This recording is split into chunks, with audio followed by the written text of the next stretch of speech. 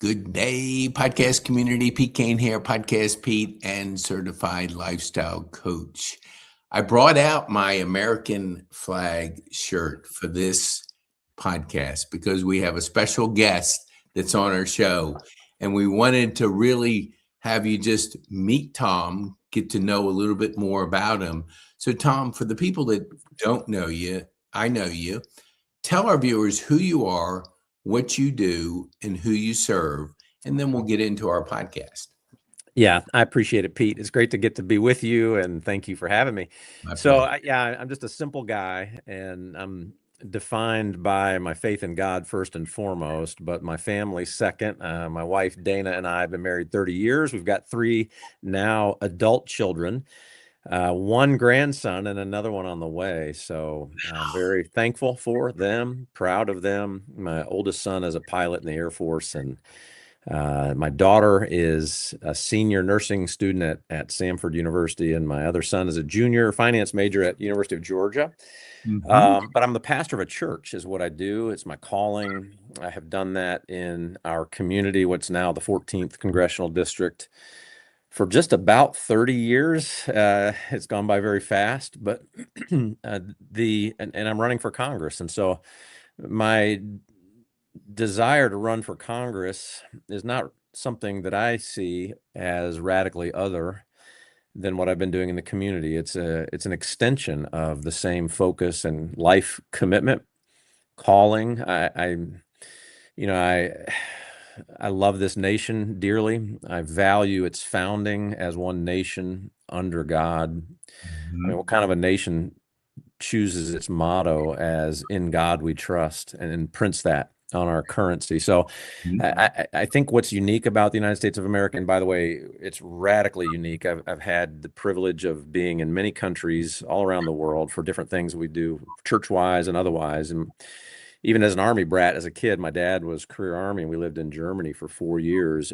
When you have those kinds of perspectives and contexts to be able to hold up what we have as Americans by contrast, it helps you clearly see just how unique this nation really is. And my major in college was history, and so I have that frame of reference as well. There's never been anything like it, the United States of America, that enables human flourishing, individual human flourishing, human liberty, setting the plate, setting the environment for human potential. And that's why we are, people talk about, of course, yes, we have natural resources. Of course, yes, we have the beautiful natural boundaries that have protected us, of our oceans on either side and all of that. But so much more than that. There's this work ethic. There's this human striving and drive that is uniquely it's the American spirit. And so, but all of that comes from, it's a blessing from God, and it comes from those who founded us on biblical principles, and those who fought for those same, I think those are synonymous with conservative principles. And that's guided us, it's formed us, it's shaped us, and it's what is in the balance in our day. I mean, we're in a battle for the very soul and definition of America going forward. We have this secular, humanist, socialist ideology that is rabidly ferocious in its assault on America as founded, and how they try to influence, whether it be, in the judiciary, in the legislature, elected office, even getting the mayor of New York City recently. I mean, how do you identify as a socialist communist Muslim? I mean, those things, if in their pure forms, are completely incompatible. But there's something dubious afoot there at best, and we all, those who have eyes to see can see it clearly. And that's just an example of the battle we're in. Of course, it rages in the educational realm. It rages in the PR media world and realm as well. And I can't do something about all of those facets, but I can go fight I think God's equipped me, wired me, given me an aptitude to maybe make a difference in the legislative and kind of civic leadership, AKA political realm. Yes. And so that's why I'm running for Congress. This nation just means too much to me. Those like my father and all of our ancestors who've given their lives for it, we can't not give everything we can give to try to reclaim the soul of America Mm-hmm. and be mindful and vigilant about what we hand off to our kids and grandkids without giving everything we got for it. And so this is just my attempt to do what I believe I can do. Hopefully getting an opportunity to serve, to represent the people of Northwest Georgia and serve the people of Northwest Georgia as an extension of how I've already been serving them as a pastor, but Yep. now in this role as a congressman, hopefully as well. I love it. Politics, and never was a history buff until like the last 4 years. Mm. Now I've kind of leaned into it to Mhm. try to see, like they say, history doesn't repeat itself, but it has rhyme, it patterns and things. That's What right. do you think, like as a father, as a pastor, as a husband, what do you think has prepared you for this moment to be able to add so much value to the district that you're in right now? Well, and I love the way you framed that and said that even from your perspective. There is something to having lived a little longer where you've lived through some of those patterns and you see them, not just read about them in a textbook or something like that. And so it shines a new light on and adds new weight to what I remember when I was young, hearing President Reagan say, that freedom is never more than one generation away from extinction. Mhm. Yep. And so you do see those, and basically and what I bring to answer your question a little more directly, what I believe is unique, and in this special election, we have a bunch of us running. And so one of the very relevant questions is, well, why should I vote for you over the other ones? And there are some good candidates in this race, there's no doubt, good people. But I do believe that my experience, that my track record is unique among and compared to the other candidates. Of course, as a pastor and as a servant leader in this community, I have a perspective on the nature of the battle that we're in. I mean, one of the unmistakable observations for those of us that have been able to live long enough to see some of those patterns is the battle for good and evil, the ideological, spiritual battle that is driving the political battle. It's relentless, and the forces of darkness, spiritually speaking, the forces of liberalism, the forces of socialism, and here's the key. People don't see this. A lot of people see it, but in the simplest terms, we're in a battle for a Judeo-Christian definition of the United States of America versus a secular humanist definition. That's the worldview. That's the belief system. Those are the two that are in conflict. And so in the political realm, the secular humanist belief system takes the form of communism and its mini-me, which is socialism. Those are variations of the same thing. Mhm. Their starting point is that there is no God. And if you read the Secular Humanist Manifesto, that's it. Basically, that there is no God, there is no higher power, there is no divine being.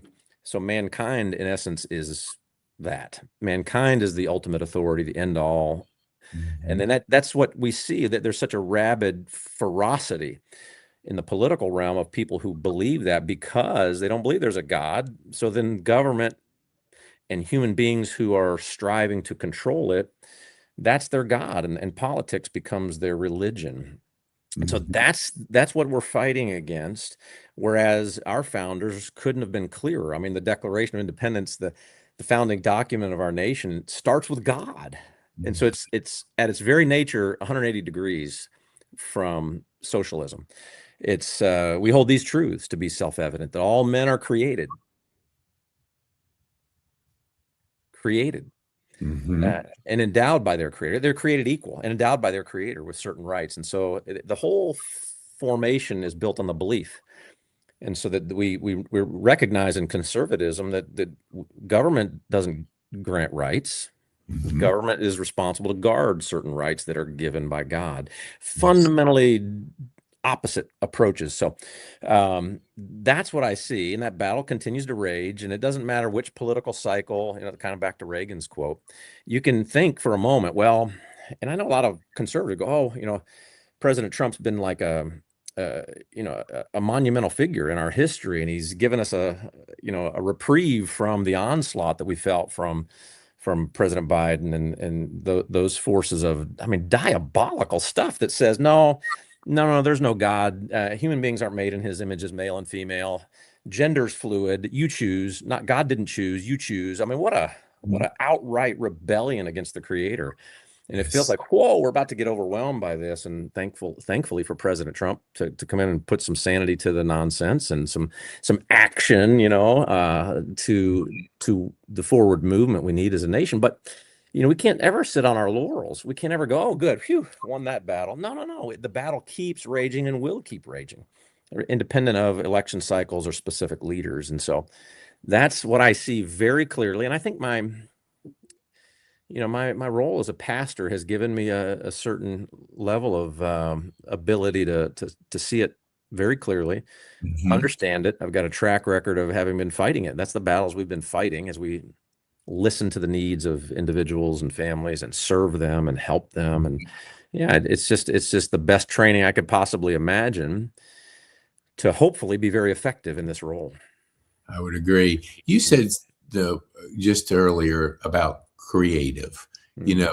I've seen a shift from consumption. We watched 4 hours of TV. We scrolled 2.5 hours of TikTok videos, and we're consuming other people's lives. And, it's kind of created a mindset of just living somebody else's life when we're born to create. How does Tom stay creative on a daily basis to lean into that part of your life?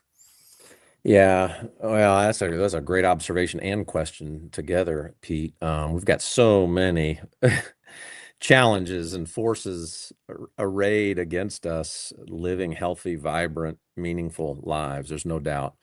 And what you described, where we, doom scroll, that's a good phrase, because it just dooms everything. It increasingly defines us as apathetic people, as passive people, as unengaged people, and uncreative people, and not real people.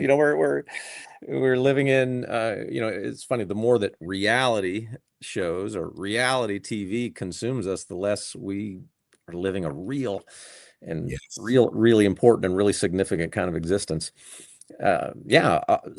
Increasingly further and further away from the beauty of God's design for human beings. And so, there's not governmental, or there might be some ways, certain laws could be passed that help protect us from that. But so many of those questions and the process to get us back to health is just on an individual, soul by soul, family by family, community by community approach to it. And what I'm learning, you asked about me specifically, is there's power in the fundamentals and in simplicity. All of the things that are available to us, even in the entertainment context, it might be fun every now and then, but if to the extent that consumes more of our time and energy, it robs us of real living. And so simplifying. And it's like some people said in this campaign, they said, well, hey, I sent you a friend request on Facebook. I was like, I have intentionally disconnected from social media personally over the last multiple number of years. It just doesn't feed anything good in me. It's entertaining. There's things that are fun about it and intriguing to see this or see that, but it is not nurturing my soul.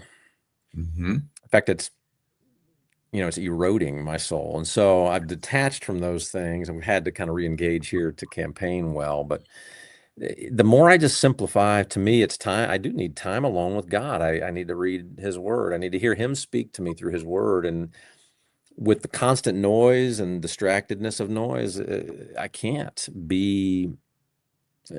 It keeps us, if we live that way, it keeps us shallow.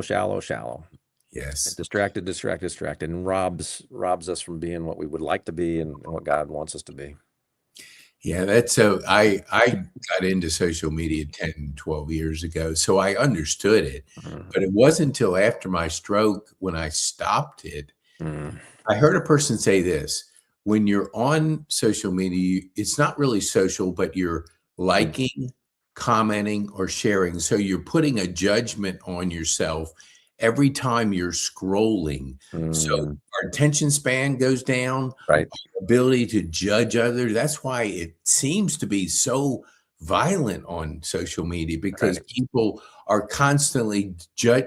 And I've had to even try to get back into it for like 5 minutes. And I don't even want to do that, Right. because I've had the quiet time, the journaling time, the time of really reading the Bible every day, Yeah. prioritizing better. Mm, What do you think, with mm, attention span shrinking? mm. How do you work on keeping that focus, that Tom time? Mm. Yeah. What's your daily routine look like? Yeah. So you have to be, and I am learning, we've got to be very intentional. We can't um, just immediately embrace what I think is generally an excuse that, oh, I'm too busy. And we can't miscalculate what's most or more important, because it's real tempting to say, increased activity, even if it's got some productivity attached to it, that's what the more important thing. I got to get out there and produce. I got to get out there and produce. What I'm learning is that's a little bit of a false Mhm. equation. Yes. There's, and especially if you actually do believe in God and what you're doing, is connecting and walking in a relationship with God. There is a supernatural enablement. There's a supernatural source of strength and power and guidance available in a relationship with God, that when we take time to nurture the relationship, Mhm. and so that's an intentional choice of some dedicated time. And I do that by God's grace every day. And there's in this campaign, it's tempting to go, well, you could make 5 more phone calls if you didn't set aside some time to like what you said, journal. And that's a big part of my everyday practice. I'm writing out prayers, writing out observations, what I'm sensing the Lord's teaching and leading me to consider. What I have found amazingly is when we build in that time, we do have that time. Don't buy the lie that I'm too busy, can't make it happen. No, no, no. It's there if you choose. Yes. And when you do, it makes all of the rest of the time that you are doing all the other activities, it makes them even more productive. It's amazing. And Mhm. there's a good analogy even in the business world. This applies in every arena of life. I think of Chick-fil-A, and wherever they are in their journey as it relates to God. I know their corporate purpose from the beginning talks about glorifying God. Mhm. I say, okay, we want to do that as a corporation. And then they choose out of that conviction not to be open on Sundays. Mhm. And from a purely secular mindset, that we're tempted to think about everything from that mindset. And I've got my MBA from Vanderbilt, so I understand the way the corporate mindset goes here, and used to teach management at Kennesaw State. You look at that and you go, you guys are stupid. You're missing, a whole day of productivity, of sales, of revenue. Mhm. Um, but what's the reality? Chick-fil-A brings in more money than, I think, I forget the exact numbers, but the next 3 fast food chains Yeah. combined, who stay Sunny. open 7 days a week. Yep. How do you explain that productivity? And so wise people, discerning people will be able to see that. And I'm learning and growing in that. And so dedicating that time, Stephen Covey used to say, sharpening the saw, not just keep sawing away, or sharpening the axe, not just keep chopping away. There's time where the most important thing in my life, especially if I'm going to go out and be productive in the world, out of a sense of calling to serve others, I better prioritize actually building and strengthening the relationship I have with God. I need time alone with Him. And so, anyway, it's central to me every day. That is so good. You mentioned perspective, and life teaches us lessons. So, if Tom, with a little bit more gray hair than he had back when he was 20, Yeah. if you had to um, give your 20-year-old self some advice based Hmm. on perspective of how you've lived so far, what would you tell a 20-year-old Tom? Hmm. Boy, that's a really insightful question, Pete. Um, you know, I think I would say, specifically to me, this may not be everybody's, what my struggles were in those younger years that I had a lot to learn the hard way, kind of lessons along the way. I'd say, don't worry as much. Don't stress out as much. Don't be so anxious about every little thing. And it does ultimately fall under the heading of trust God, So Mhm. God really is, he really does love you. He really is in control, and in his hands, all the things that you get so worked up over, they really are going to be okay. And so stress less, and don't be afraid to, to just go after things that matter to you. That's part of what I'm doing now. Here I am, we're empty nesters now. There's a freedom that enables boldness that Mhm. is part of what you learn as you pursue a life of kind of a faith walk with God. So I would have maybe tried to go back to my 20-year-old self and say, worry less, don't be afraid. It's going to be okay. And just, don't, you don't have to feel bad about, or you don't have to hesitate in going for those things that you believe that the Lord has maybe put in front of you to try to do. So I don't know. That's so good. No, that's so good. I went to my 50th high school reunion, and it was I haven't seen people in 50 years, and it was like, Mhm. when are you going to retire? That was the question Mhm. predominant. I said, never, never. And Good. I think like we do best when we challenge ourselves. And Yeah.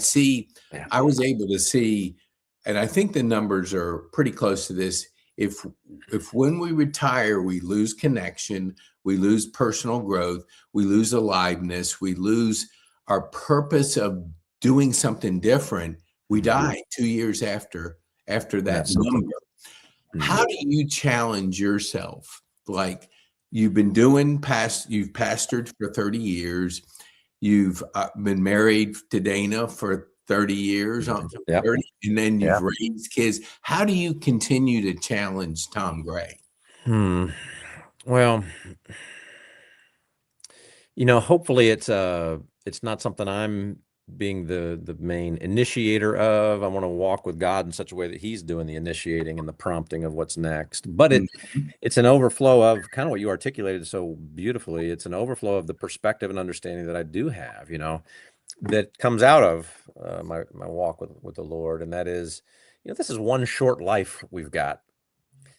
And the purpose of it isn't personal pleasure or luxury. The purpose of it isn't even defined in the terms of this life. It's not even defined by this mortal existence. It's defined by what I trust will be a higher calling, an eternal purpose to glorify God in a much broader kind of a context and environment. Eternally speaking, I want to make investments that will outlive us. So starts with family, kids, grandkids, but starts with and extends to community. The people in the church, people in the community, people in our country, and even wherever you have an opportunity to impact lives. And so there's two things. If you study and read the Bible, two things that we have with us present day that we can put our hands on or interact with that do last forever. And there's very few things like buildings we might build and put our name on won't last forever. Roads we might build and put our name on won't last forever. uh, Storehouses of financial investments that we could have under our name don't last forever. So well, one thing is the Word of God itself, God's love and his communication through his what we call the Bible. And the other one is the souls of people. Mhm. And so I think I want to take my one very short, simple life and do everything I can every day of it as God enables me and gives me the ability to do it, to connect those two things, the people to the purposes and design that God has for us that's good. Serve people, love people, invest in people. That's it. And so even just talking your point, the concept that it's somewhat uniquely American because of our prosperity. This whole concept of retirement where, I just kind of switch into a totally different frame of mind. Like I'm done with my work. Now I'm going to go play. Like I like to play golf, but I don't, I know how great of a golfer you are, but First time, by the way, a side note, first time I ever saw anybody live with my own eyes shoot par, it was you playing golf with you, which amazed me how you made it look so easy and I could never get anywhere close to it. But that, if that, I'm supposed to retire at age whatever, 65 or 70, and then spend the next 15 to 25 years being completely self-absorbed. And the whole goal of life is to spend the last 15 to 20 years recreating or leisuring. Oh, that's abhorrent to me. I can't do it. So anyway, it's fundamentally disconnected from what life, how life ought to go, and the meaningful purpose. And I mean, to your point, yeah, I think there's even studies that say that once you kind of check out of living for meaning and purpose, you're close to checking out all the way. No, it's that's not how we're supposed to do it. No, I totally agree. I was a big supporter. You put your foot into politics a few years back. I don't remember exactly, but after I kind of look back, because I was, wanting to connect you with people, and it was like the first thing. What would you say you learned first time? Really putting your foot into the political world, so to speak. Yeah. And, all of these things that we've done, and the only other time I ran for office was there in 2018 for a state house seat. I believe the Lord was leading it. I've never gotten some skywriting from God that said, you're going to win this necessarily. I believe even then, I believed it was to serve in that role. I believe that's the case now too, but we'll see. I don't presume on God in that way. So when we didn't win, and it was close too, we ran I think a great campaign, especially for the first time ever. Entering that world, and you were a big part. That's the point, as people volunteering make the difference. Yes. But so we almost won that, but afterwards, like, so we didn't win. So what was the point? What are the lessons? And since then, there's lots of lessons, lots of perspective. In fact, at a meet and greet just earlier this week, a wonderful lady was there who actually had served amazingly as the campaign manager of the person that I ran against and lost to in that 2018.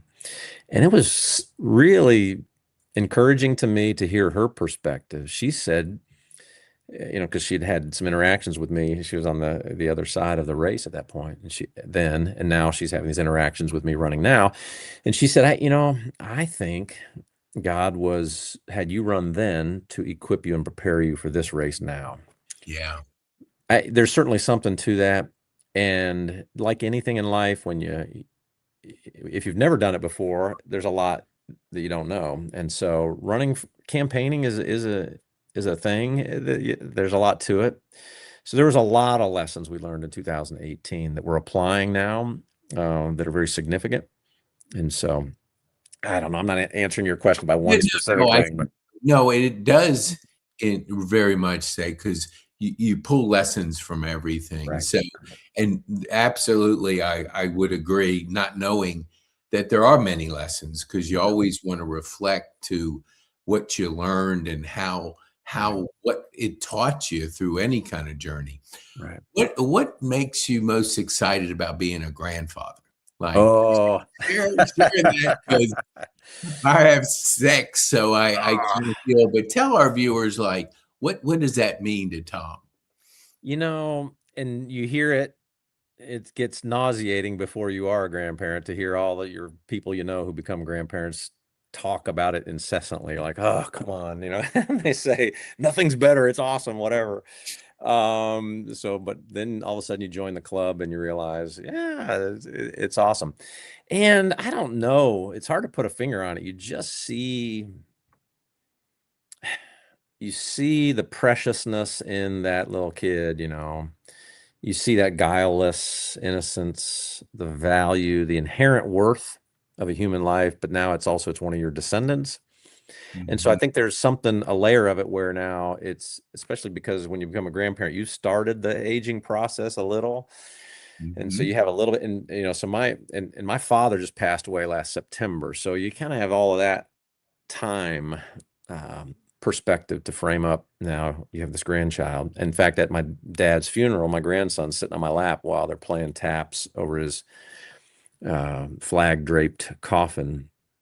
So there's a poignancy, I think, that makes it even more special and precious, because you realize this child, these children, these are your opportunities to touch an era that you won't see with your own eyes. And it just carries weight and preciousness to it, on top of just the fact that they're precious too, and you love being with them, and you're soaking in what's amazing about human life and created in the image of God, these precious kids. So I don't know, there's a lot to it, and it's awesome. And then of course all those practical things where you're not in charge of having to discipline them, and you're not, because parenting is, if you do it right and you keep it, you keep the focus on it the way you need to, it is a grind, and it demands a lot in every way. So the grandparenting relieves you of some of that grind factor, which is great. Yeah. That's so good. What was the toughest thing about being an empty nester? Because that is definitely a transition phase. What was it for you? No doubt. It's just missing the kids, and we do, there's times now, even now when they come back for a holiday or something, or a weekend, and, you're kind of, and we've transitioned, we've made the adjustments. We love being an empty nester. We love having the house to ourselves, all those things. But even now, after they've been home for a weekend and they leave, you have little moments of sadness where, oh man, the house is quiet, but we love our kids. Oh man, we love our kids. And so we like being around them. And so that's the biggest thing is, I miss them. And fortunately, and we try not to be, whatever, needy or codependent or whatever, but we talk to them multiple times a week, because we want to. We love knowing what's going on. This morning, our daughter was driving. She had over an hour drive to her nursing clinical. And Dana and I got on the phone with her. We were able to talk to her, and she was going to be stepping into a cancer unit that she knew would be tough for her. It's tough to try to help people in that context. We were able to pray with her before she got out of the car to go in and start that rotation or that clinical whatever today. So we love our kids. We're proud of them. We love staying engaged with them. So we miss them when they're not around. That's so beautiful. I want to be respectful of your time. So tell our viewers, how can they get a hold of Tom? What would be the best resources? Yeah, so we are on Facebook. So our campaign is, and then our website's probably the best way. And it's just tomgray.com. Very easy. It's Gray with an A. So tomgray.com. When you go there, I think on the homepage, it pops up. There's 4 or 5 lines of contact information you can fill out to get our updates and stay in touch. I think there's a way to send an email to us, and a phone number there. We've got a pretty good stream of campaign information flowing through Facebook and Instagram. Find us on those would be great. You can connect to those through our website. I know that as well. And this is, and you alluded to it earlier, the grassroots nature of this. One of the things that's, it's always true in elections. I think it's like double or triple true in this one, with this being a special election with so many candidates in the race, and the condensed nature of the time frame of this. It's coming up. I mean, early voting is already going on. March 10th is the election day, a little over 2 weeks. It makes the weight of every vote count more than in other typical elections, because this is the only election on the ballot. People are going to want to have to get out and go vote for their congressman in this election. It's not like you're going to go vote for governor and then, I'm also voting for Congress.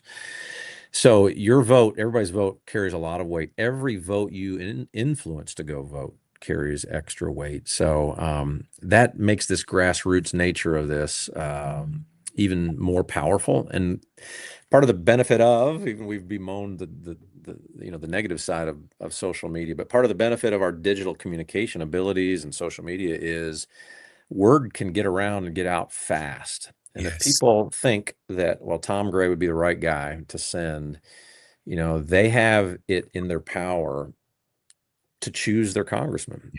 Independent of, President Trump endorsing somebody, or somebody else having, more money to spend on TV ads or whatever. This is a person to person, street by street, neighborhood by neighborhood opportunity for us to say, this is a different kind of guy. He's not a politician. We don't have this, this kind of a candidate to pick from very often. We need to send this guy to represent us. I think people have it in their power to make that happen in this race. And so involvement, engagement, advocacy, and, volunteer work. We got people going out door to door tomorrow on Saturday volunteering. We've got a real shot here, and people can make it happen. So if anybody hears this and wants to be a part of the solution and help, obviously that's how we're going to win this. That's so awesome. I want to encourage, I have one final question, but I want to encourage our community to share this, because just like Tom said, the power of your vote counts, and sharing it, because when they get a chance to get to know a candidate, they have a better idea of what that candidate is, how that candidate is going to influence and impact the community. So please share this with people need to get to know Tom and need to be able to have that choice, to be able to put somebody in there that they believe will make a difference.